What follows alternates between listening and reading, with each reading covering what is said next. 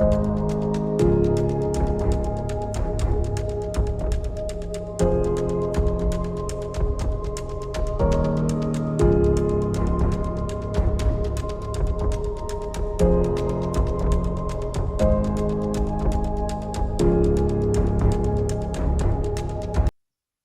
Bu Ida ya. Mm. Oke, Assalamualaikum Bu Ida.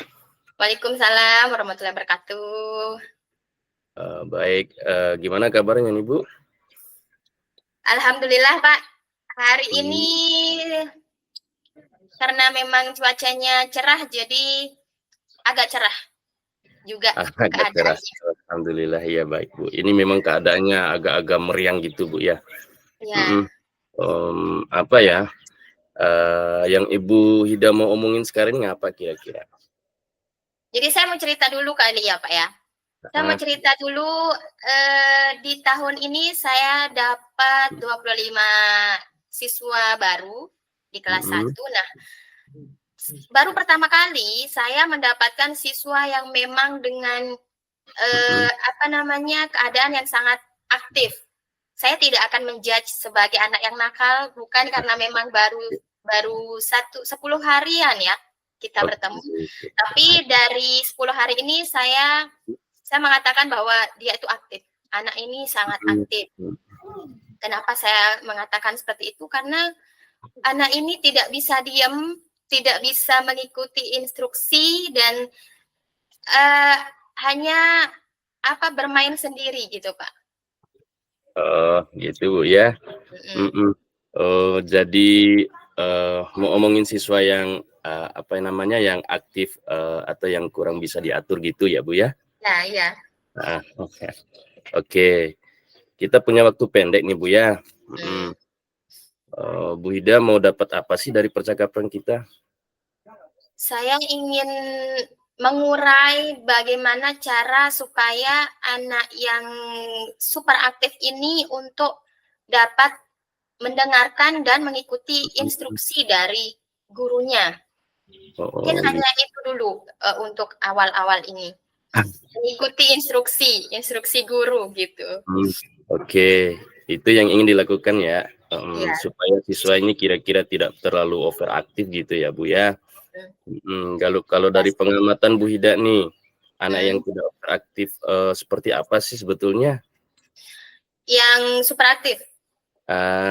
Maunya Ibu Hida ini kira-kira anak yang tidak super aktif itu seperti apa sih sebetulnya? Yang saya mau gitu Pak ya? Nah ya, yang Ibu Hida mau. Saya ingin yang anak super aktif ini ya tetap aktif sih ya, tetap aktif, tapi aktifnya itu ke pelajaran ataupun ke apa yang diinstruksikan oleh guru. Jadi dia bisa mengikuti instruksi guru, mendengarkan dengan baik guru, mengikuti tata tertib kelas, mengikuti tata tertib sekolah gitu. Saya inginkan hanya itu dulu. Untuk tahap-tahap perkembangan kognitifnya mungkin itu akan berjalan seiring dengan sikapnya di kelas itu. Kalau dia semakin kondusif, semakin mengikuti instruksi, mungkin kognitifnya juga akan berjalan gitu. Oke. Apa yang Ibu Hida lakukan setidaknya untuk meminimalisir atau mengurangi aktifnya anak ini Bu ya? Kalau selama ini ya, selama 10 hari awal itu saya sudah melakukan beberapa hal. Yang pertama, saya menyusun keyakinan kelas terlebih dahulu. Memang itu kan harus ada. Tapi keyakinan kelas ini memang disusun bersama-sama. Jadi anak yang super aktif itu sudah tahu aturan yang memang kita sudah buat bersama. Kemudian yang kedua, saya sudah mengajak guru mata pelajaran, yaitu guru olahraganya, untuk bagaimana kami berdua supaya bisa mengontrol anak ini. Tapi memang sejauh ini belum terlihat hasil kerja kami. Jadi anak ini memang wah sekali. Karena memang saya baru pertama kali nih ketemu anak yang super aktif Iya, iya. sekali, super aktif. Kalau dia mau, kalau kita sedang belajar Pak ya, kalau dia maunya tiduran, ya udah dia tiduran.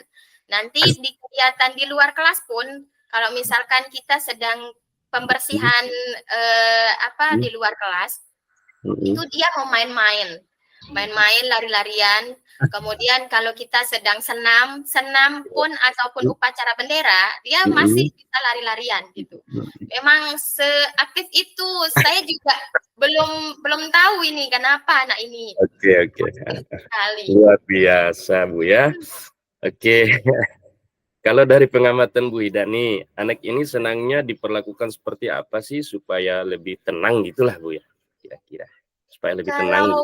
Kalau sepengamatan saya Pak ya, ketika dia tenang itu adalah ketika di depannya itu ada mainan. Jadi setiap dia masuk kelas, dia tuh pasti beli mainan dulu kan di luar. Ketika bel bunyi, dia sudah bawa nih mainan baru. Nah itu yang bikin di kelas itu, yang bikin dia tenang itu adalah mainannya. Kalau tapi dia tidak bisa mendengar instruksi saya ketika saya ngomong apa gitu, materi apa, dia cuma sibuk sama permainannya saja. Oke, luar biasa. Memang kita harus super ekstra lah Bu kalau menghadapi anak-anak SD itu Bu ya.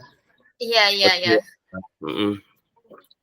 Gimana Ibu Hida setelah melakukan itu, ada nggak perkembangannya kira-kira? Yang mana? Ketika anak-anak ini ketika bertemu dengan mainannya itu, ada nggak perkembangan? Maksudnya ada lebih tenang gimana lah Bu kalau dia ada ketemu dengan mainannya itu? Ya dia lebih tenang, dia cuma fokus ke mainannya itu aja Pak. Tapi lemahnya dia tidak bisa mendengarkan instruksi saya karena memang dia cuma fokus ke mainannya saja. Kalau mainannya saya cabut, itu dia lari-larian lagi. Aduh. Karena saya cabut. Jadi serba salah nih. Ketika dia fokus sama mainan, dia enggak fokus sama saya. Ketika saya sita mainannya, malah makin nggak fokus gitu, dia lari-larian. Itu yang ya ampun, bagaimana ini? Oke, luar biasa Bu ya. Oke, siapa yang ingin Ibu Hida ajak nih supaya membantu Ibu Hida dalam mengatasi hal ini?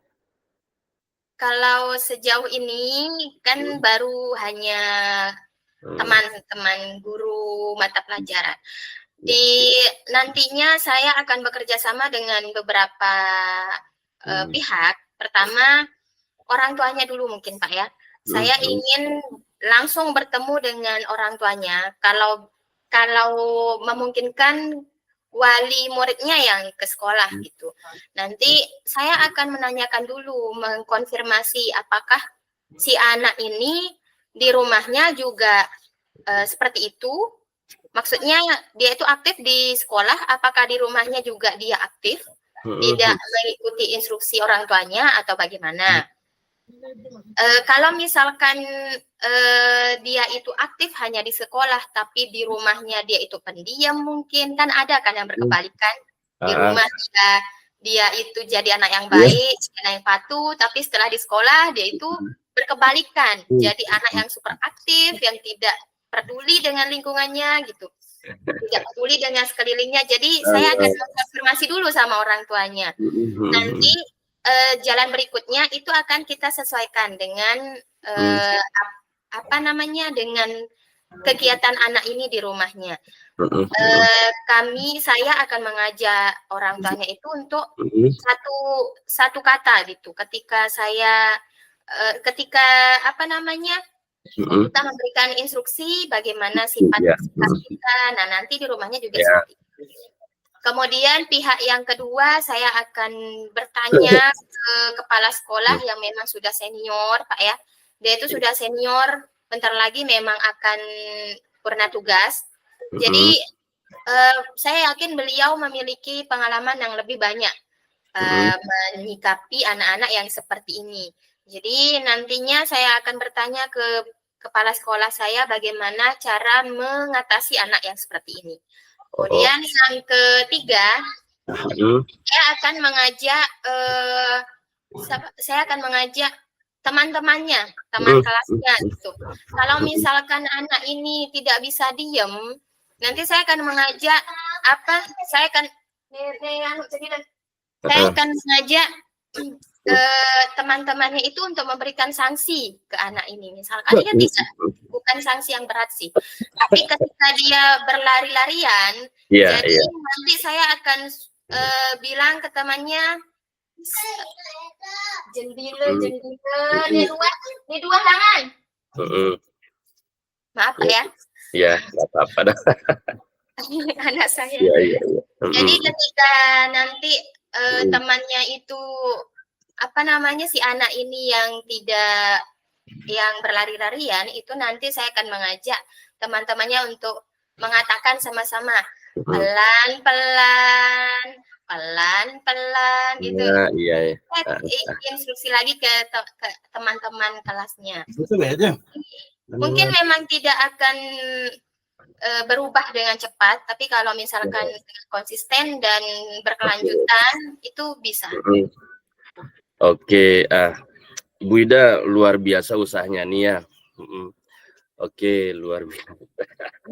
Dari sekian banyak yang sudah Ibu Ida lakukan nih, yang mana sih yang paling mungkin Ibu Ida lakukan? Untuk waktu dekat. Untuk waktu ini. Untuk waktu dekat ya, yang mungkin saya lakukan di waktu dekat ini adalah bertanya ke kepala sekolah dulu. Kepala sekolah dulu, jadi saya berbagi pengalaman gitu kan, berbagi pengalaman dulu dengan kepala sekolah. Kemudian esoknya saya akan mengajak wali murid, walinya itu untuk datang ke sekolah. Jadi nanti ketika kita berbicara itu 3 orang di sana, saya, kepala sekolah, dengan walinya nanti. Kita berbagi bagaimana yang terbaik untuk anak ini. Saya tidak akan membuat anak ini supaya tidak aktif lagi, tapi supaya bisa mengikuti instruksi saja dengan baik. Baik. Oke, baiklah Bu ya. Kayaknya kita di ujung sesi nih Bu ya. Baik. Apa yang Ibu Ida dapatkan dari sesi ini kira-kira apa ya? Yang Ibu dapatkan dari tadi? Saya lebih tercerahkan ya Pak. Yang memang awalnya saya bingung nih, apa yang harusnya saya lakuin ke anak ini. Jadi sekarang dalam percakapan ini saya tercerahkan. Oh, saya sudah tahu step-step apa yang akan saya lakukan, yang akan saya kerjakan supaya anak ini lebih bisa konsentrasi, lebih bisa mengikuti instruksi dari gurunya, dan lebih bisa mengikuti aturan-aturan yang ada di kelas maupun di sekolah. Oke, luar biasa Bu ya. Oke, baiklah Bu ya. Kalau begitu kita ngobrol-ngobrol di lain kesempatan Bu ya. Iya, terima kasih Pak atas coachingnya hari ini. Sudah membantu sekali. Ya udah.